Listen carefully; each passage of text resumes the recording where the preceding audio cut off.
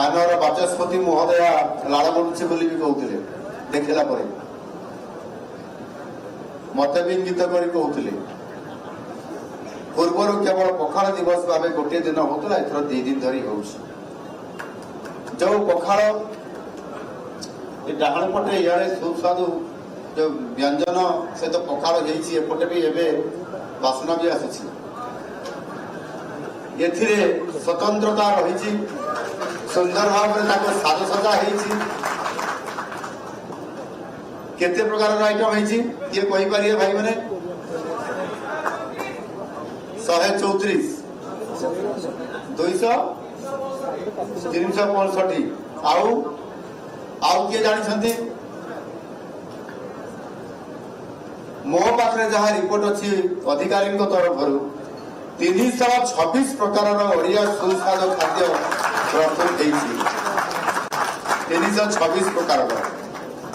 एवं 850 किलोग्राम चाउल प्रस्तुत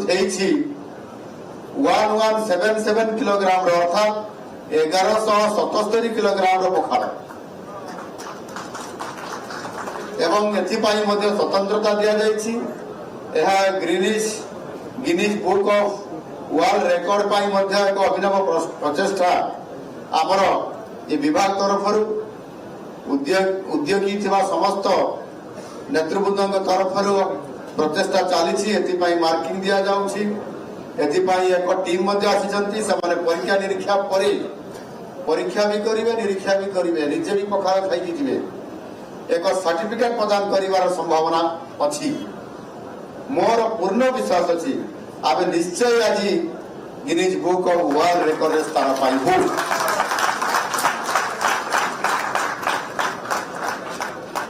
एवं ये कार्यक्रम को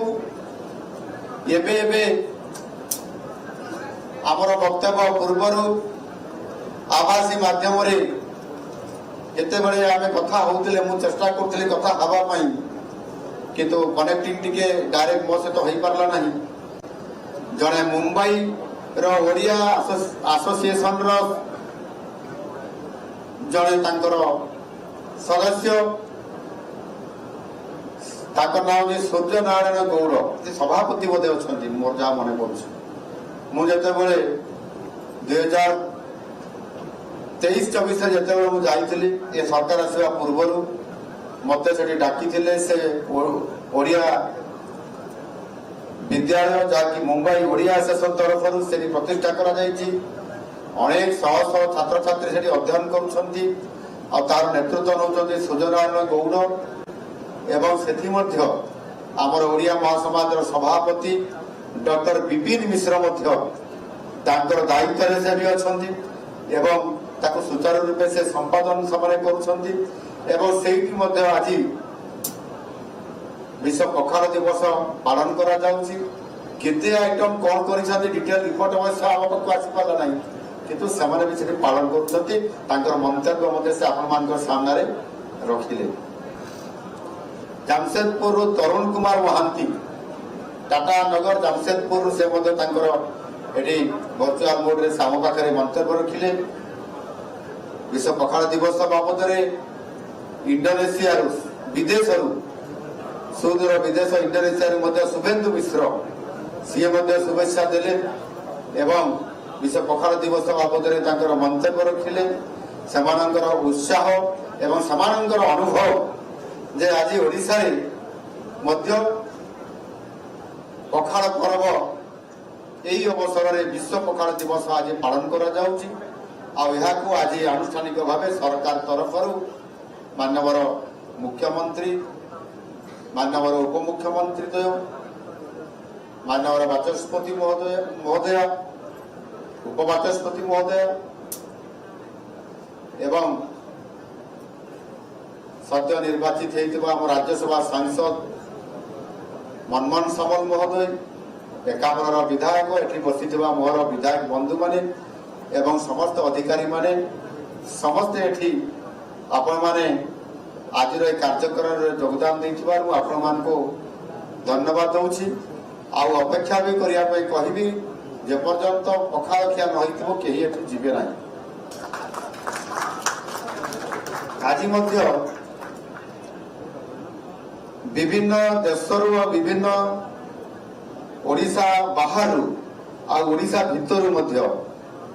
गोटे रिपोर्ट भी आसी जे केते रोषेईशाला अच्छी केते रेस्टोरेंट रे एवं सही अनुसार आज स्वतंत्र भाव विश्व पखाल दिवस अवसर में पखाल सहित व्यंजन ये व्यवस्था से आज एवं सेठी जो माने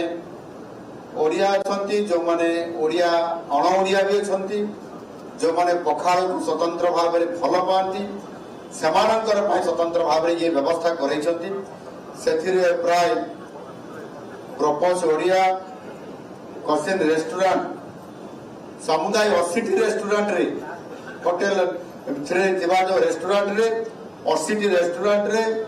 एवं सेथिरे ओडिशा भितर 53 एवं ओडिशा बाहर रे से विदेश रे मध्ये ओडिशा बाहर मध्ये मिसिकरी 27 रेस्टोरेंट रे एई गुडी भाबरे प्रपोज इन्वेस्टमेंट केते इन्वेस्टमेंट करा जायछि ना 104 कोटी 44 लाख टंका एते इन्वेस्टमेंट करा जायछि